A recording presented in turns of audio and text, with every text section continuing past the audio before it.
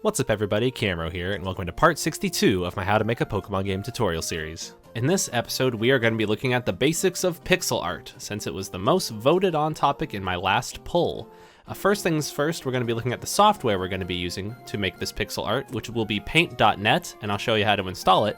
Then after that, we're going to look at how to get paint.net all set up. We're going to set up the tools with the proper settings for us to make pixel art. And once all of that's set up, what we're going to do is look at how we can customize all the pixel art in our game, as well as make our own new pixel art. So with all of that said, let's get started. So the first thing that we need to do is install paint.net, and it couldn't be easier. The link will be in the description, but all you have to do is go to getpaint.net, go to paint.net here, click on download now, and download paint.net here. It'll download a zip file, and then from there what you'll do is you'll open it, and then you can run the installer. I've already got paint.net installed though, and it's pretty nice. I think we're not going to be opening RPG Maker that much in the tutorial. What we're going to be doing now is we're just going to be living here in the paint.net window. So let's look at all of the basics here. You'll see here in the top left there's all of these tools. The tools that we're going to be using primarily are the paintbrush tool and the eraser tool. We're also going to use the magic wand a little bit and the select tool, and maybe the move as well, but that's really for the most part it. We don't use these others too much. Maybe the color picker as well. That's pretty nice. Up here in the top left, we can see our history. We can see all of the different moves that we made in the history of this image's life cycle since opening it. I've made a lot, and I'm not going to go undo them all, but if you want to just undo everything, you can click these back arrows, or you can scroll all the way to the top and then just click on a step like this. Here we go, all the way back. Look at all these things that I've done. Holy moly, I've made a lot of moves on this file. Let's not undo them. Let's fast forward all the way back through everything I've done. I've done a couple things. Check this out. I even made a recolored Bulbasaur. We'll get to how to do that later. Now, here in the bottom right, that naturally segues here into the layer viewer. What we have here are 3 layers. When you open a file, by default, you only have 1 layer, which is the background. And then from there, I would recommend that you make more layers. You can click this button here to add new layers, and then you can click this button next to it to delete a layer. Additionally, you can move the layers up and down, and the one that is on top will appear above everything else, if that makes sense. So right now, if we have our other colored Bulbasaur, and we move him up, now he will appear above, but now he will appear below. Interesting. So, the other thing that you're going to find useful is this here, the properties of layers. You can click this wrench, and from there you can click and drag the opacity slider. So, a better example would be here. Let's say on this 3rd layer, where I don't have anything, I go and I draw... Oh, the opacity of this layer is... Oh, it's not on. You can check them on and off.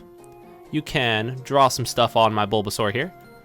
Now, let's click this, and then we can see that we can adjust the opacity of the stuff above. That is a very important note, because I would highly recommend that for your own pixel art, you do not draw here on the background layer. I gotta stress, do not be drawn on this layer. If you're gonna draw anything new, draw something above, so that way it's easy to turn on and off. That is something that I'm definitely going to recommend.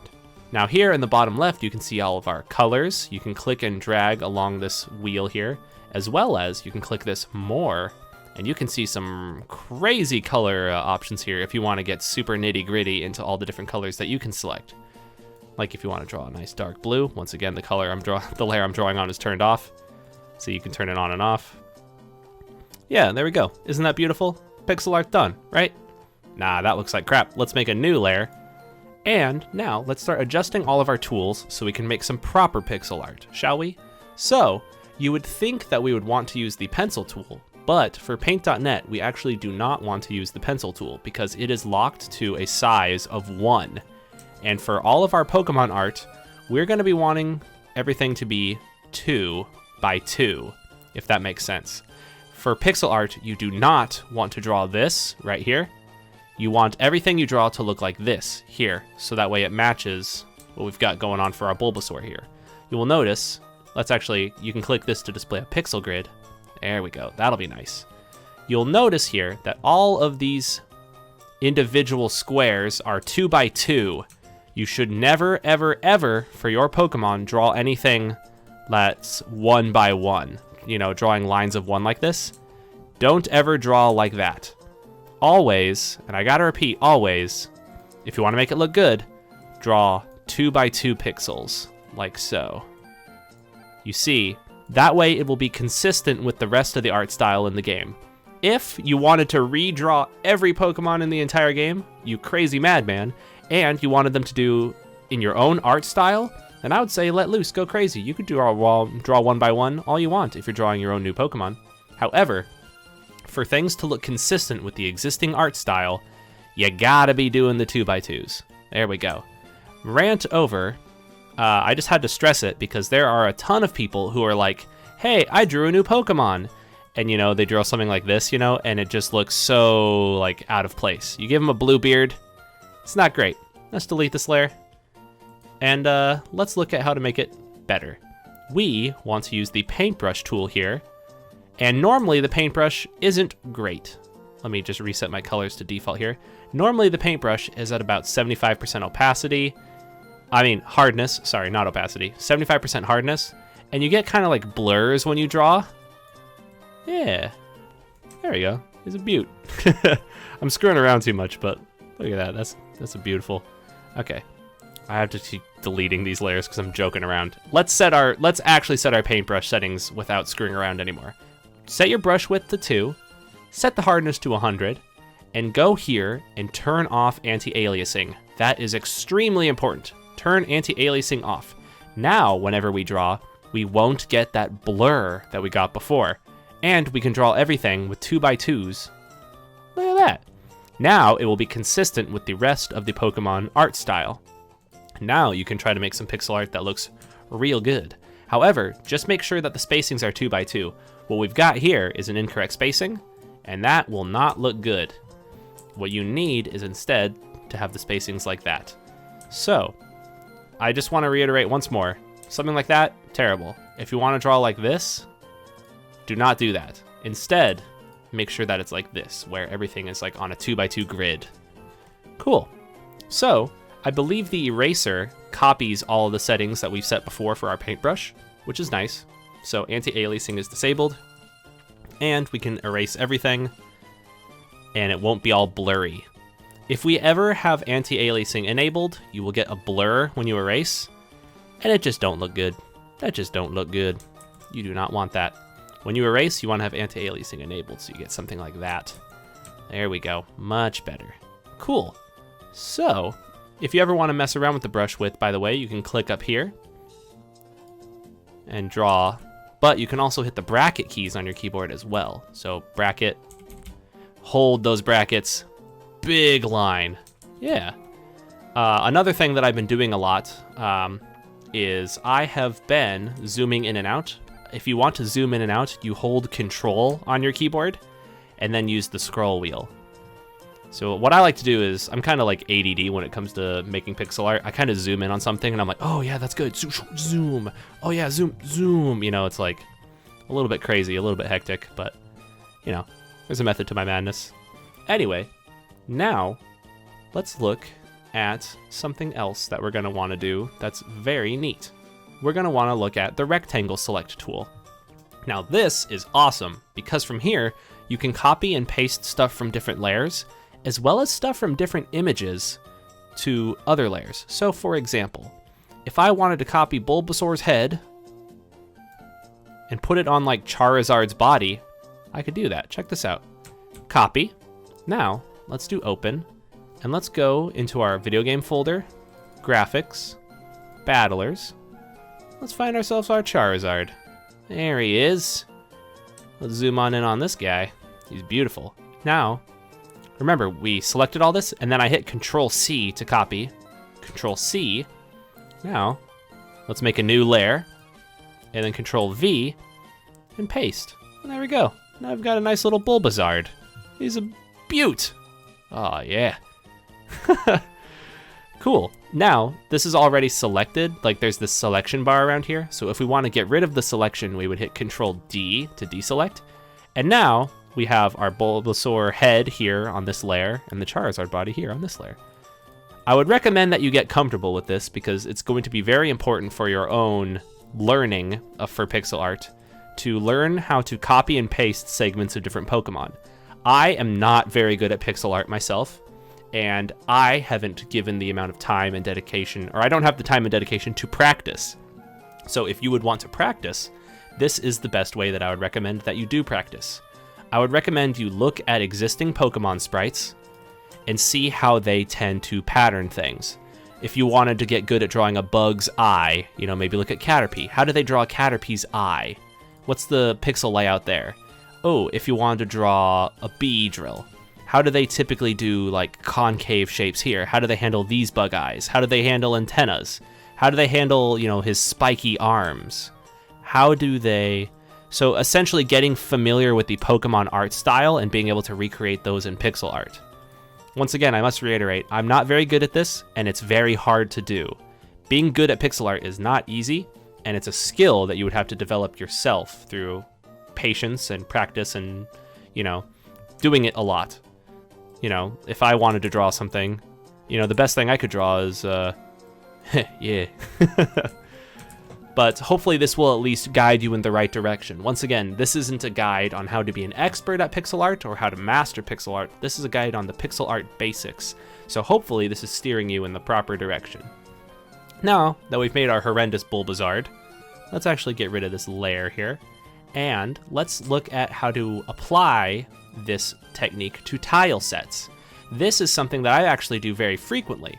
I'm not very good at drawing my own original tiles. However, I've done it more times than I can count, gone into the tile sets folder, gone to outside and taken a look at the outside tile set, and then gone to inside and looked at the interior general tile set, and just copied and pasted things that were meant to be inside to outdoors. For example, a computer.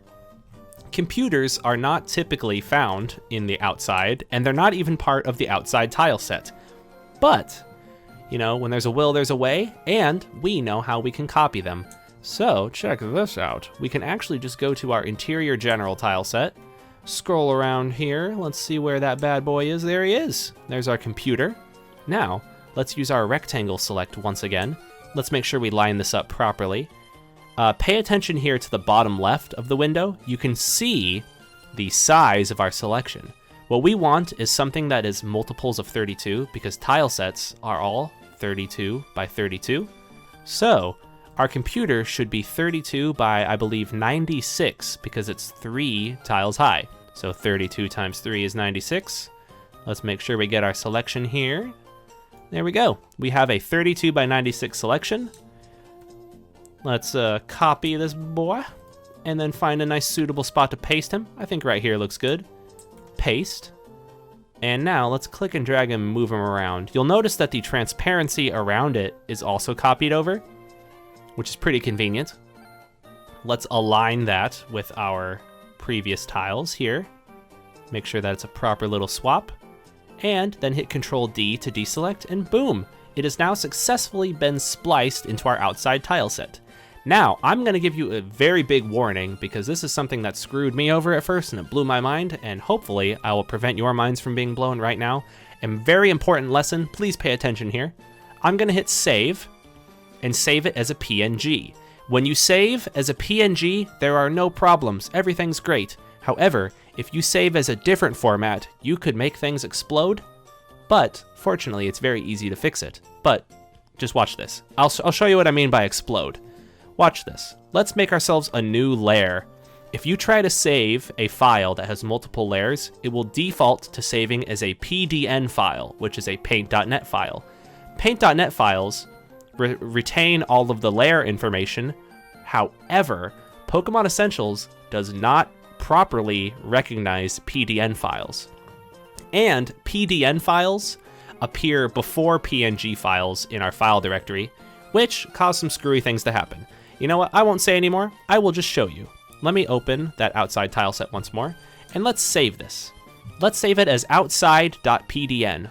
Once again, this will cause everything to blow up, but I'll just show you.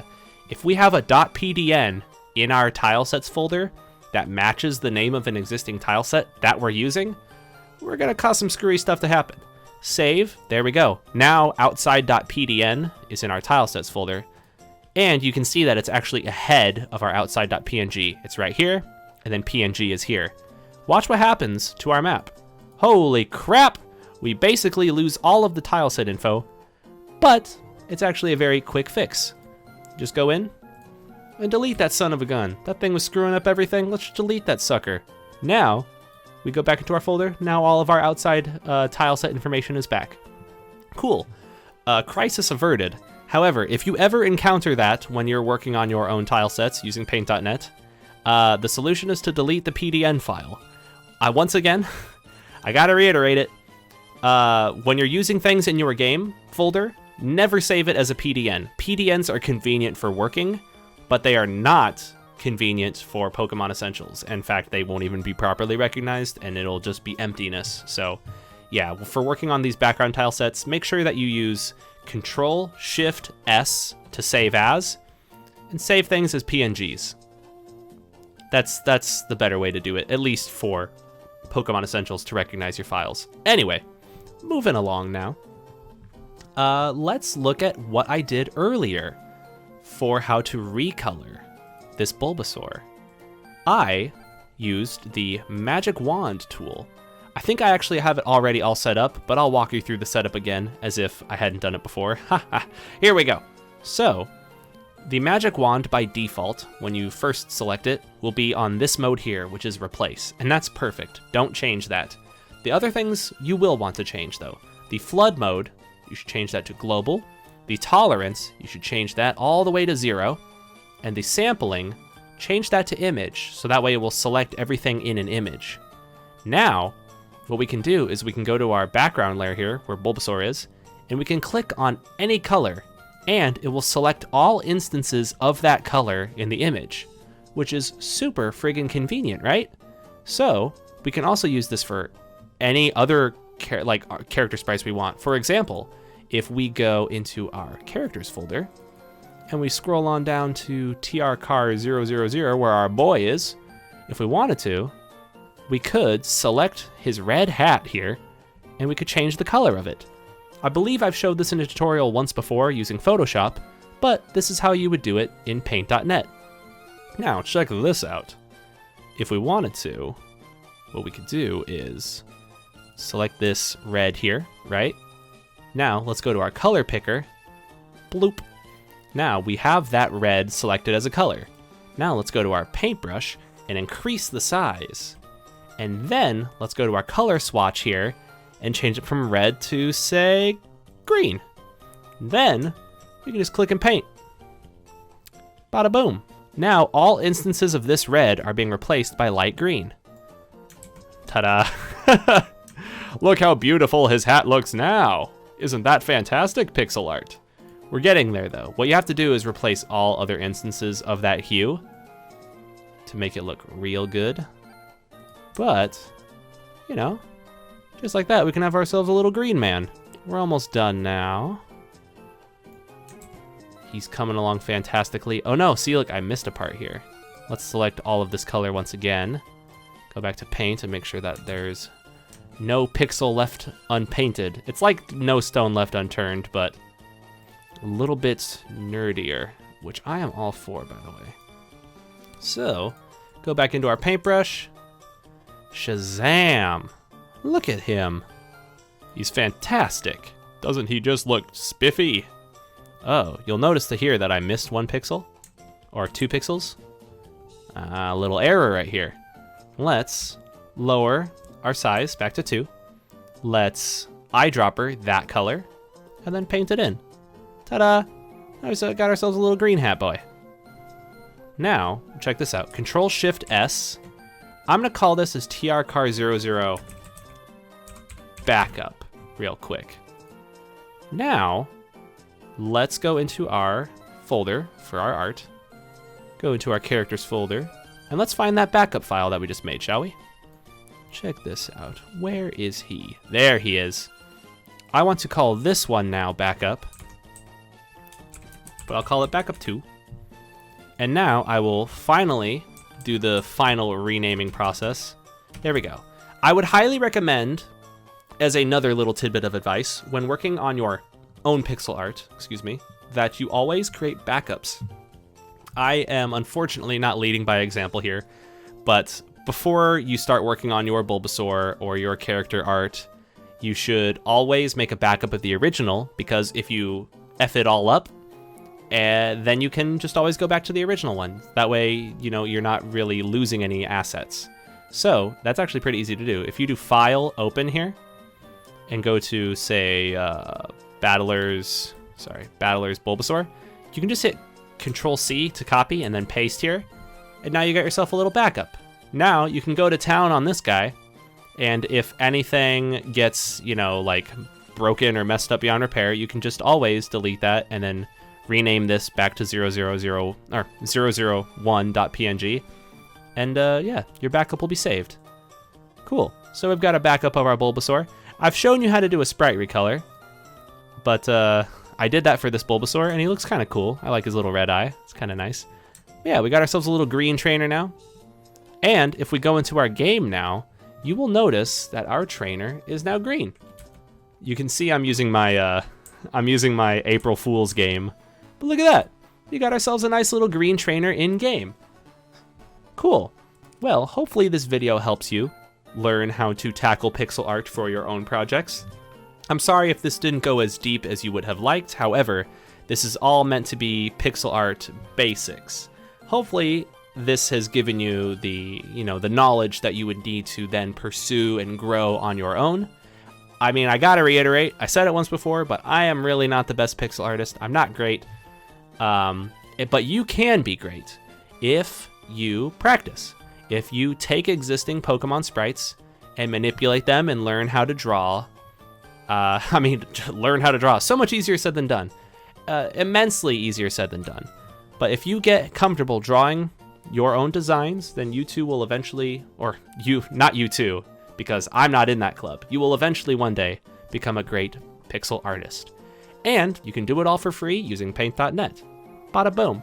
If you have any additional questions on how to use paint.net, you can actually access the paint.net documentation. They've done a very good job of writing up how all of the tools work on their own website.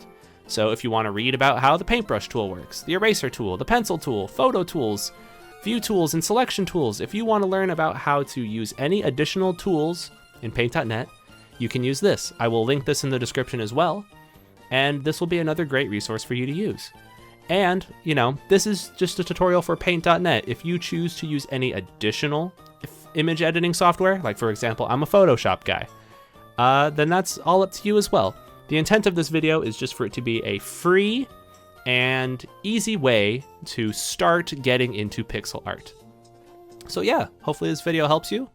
I'm sorry that I've been distant and haven't made videos in a long time. I've kind of been out of it. I've been feeling weird. I wonder if you can guess why. The whole world's a little bit weird right now. But hopefully everybody's staying safe and healthy. I'm doing my best to stay safe and healthy as well. I've been working remotely and it's been really weird, but I've also been very blessed to have opportunities to move like upward and onward towards some engineering tasks at my job. So soon I might be tackling some professional programming, which would be awesome. That's definitely a dream of mine, and I'm very blessed to have the opportunity, and I'm very thankful to my company because that's freaking awesome. They are awesome. But I've been, taking it easy. I want to get back into creating stuff sometime soon. I think what I want to do is start establishing a schedule and just sticking to it, maybe Tuesdays and Thursdays doing streams, because I feel like whenever I don't set a schedule, I just end up never streaming or making videos or anything. So I kind of need to like whip my self into shape, if that makes sense, while also taking breaks and not going crazy. It's hard. Because whenever I start taking a break, I then take a break for 6 months, and then I'm like, wait, what? 6 months went by? What the hell? I was looking it up. I haven't streamed in like 10 months, and that like blows my mind because it feels like I streamed like a month ago, but no, that was 10 months ago. That's almost a year. Like, what the hell is wrong with me, dude? Anyway, I have been playing some games with friends as well. I may have played 1 or 2 rounds of Fortnite. I played a little bit of Fortnite. I'll put the picture up on screen now, but just a little bit. Just a few games. I've only won like 30. But yeah, I want to eventually stream some more. I have a series that I want to do where I play games that are RPGs and kind of dissect them while I play, while writing down the pros and cons. And I would want to call it like RPG homework or something like that, to that effect, because I want to eventually make my own RPG. And I think making progress on my own RPG in streams while also dissecting existing RPGs would be a really good thing for me to do. I ultimately want to stop doing Pokemon one day because I think it's creatively restricting to be using such a successful existing intellectual property, if that makes sense. You know, like, if I ultimately wanted to be a game maker who makes my own games and puts games on Steam, there's no chance in hell for me to get there if I'm using Pokemon, because Nintendo's gonna come down with a brick onto my head, dude. Nintendo's gonna kick my ass. So eventually I do want to make my own stuff, but I do still want to manipulate some Pokemon games in the meantime. I've got a funny idea for something that I can work on, and I think I might extend my April Fool's game into a full game. I think that'd be really fun, so we'll see how that goes. I had a lot of fun making that Snoop Dogg weed beam attack. That was pretty cool. So doing something like that, but making it even stupider and even more out there. If you're down to go along with me on a wild ride, then hell yeah, buckle up, buckle up, brother. We're going in. But yeah, that's about it for me. Once again, hopefully this episode helped you, and hopefully now you've got your own ideas on how you can tackle pixel art for your game. Just mess around with stuff, man. Practice. Practice makes perfect. Practice, practice, practice. If you draw something and it looks like crap, that doesn't matter because you drew something and you learned. So the next thing you draw will be even better, and the next thing you draw will be even better, and then 100 drawing down the line, I think you're going to be doing great. So yeah, just have faith in yourself and keep on making things. I think that's the key. Keep on making things, keep on drawing things, and keep on learning. Take a Squirtle, mess around with them a little, you know, just recolor him, tweak him, get more familiar with the tool set, and then from there, who knows what next thing you're going to do. It's going to be great. So yeah, that's my last little bit of feedback. I don't know how to end videos very succinctly, but one thing I will tell you before I go is the next video, I'm planning on making another tutorial pretty soon, and it will be on something that nobody asked for, but it's something that I think should be in every game, and it's something that I put in my April Fool's game. It's a nice little touch, though. It's not a big system like the people voted for in the poll. I will get around to Gigantamax and Dynamax sometime later. I think I'll just call it Dynamax. I will get around to a Dynamax tutorial sometime later when I can wrap my head around that system, because holy shit, I did a little brief dive into it earlier before recording this tutorial, and that thing looks like it's going to be a little bit complicated, but hey, you know, that's what I'm here for. Help break it down, make it a little bit more understandable. That's my jam, right? Yeah, that's going to be a hard system. Yeah, anyway. Thank you so much for watching once again. I hope you enjoyed this video. I hope you learned something, and I hope that you all have a good one. Stay safe, everybody. Stay healthy. And until next time, have a good one.